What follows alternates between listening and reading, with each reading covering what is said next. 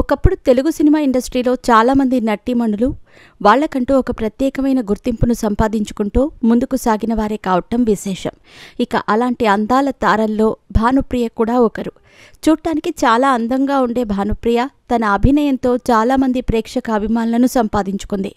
ఇది ఒకానొక సమయంలో స్టార్ హీరోలందరితో నటించిన ఆవిడ ఒక్క స్టార్ డైరెక్టర్ని పెళ్లి చేసుకోవాలనుకుంది. కానీ అది వర్కౌట్ కాలేదు. ఇంతకీ ఆ దర్శకుడు ఎవరు అంటే వంశీ. లేడీస్ టైలర్, సితారా, అన్వేషణ లాంటి సూపర్ హిట్ సినిమాలను తీసిన వంశీ భానుప్రియను ప్రేమించాడు.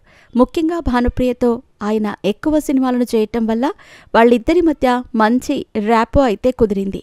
ఇక ఈ క్రమంలో అది ఫ్రెండ్షిప్గా మారి ఆ తర్వాత ఒకరినొకరు ప్రేమించుకున్నారనే వార్తలైతే బయటకు వచ్చాయి.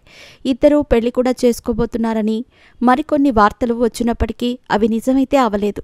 దీనికి కారణం ఏంటంటే భానుప్రియ వాళ్ళ అమ్మ తను వంశీని పెళ్లి చేసుకోవటం ఇష్టం లేదంటూ చెప్పి ఆమెను వంశీ సినిమాల్లో నటించకుండా చేసిందట.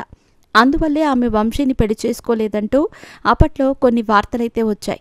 ఇక ఇటు భానుప్రియ అటు వంశీ ఇద్దరూ కూడా ఈ విషయం మీద క్లారిటీ ఇచ్చే ప్రయత్నం చేశారు.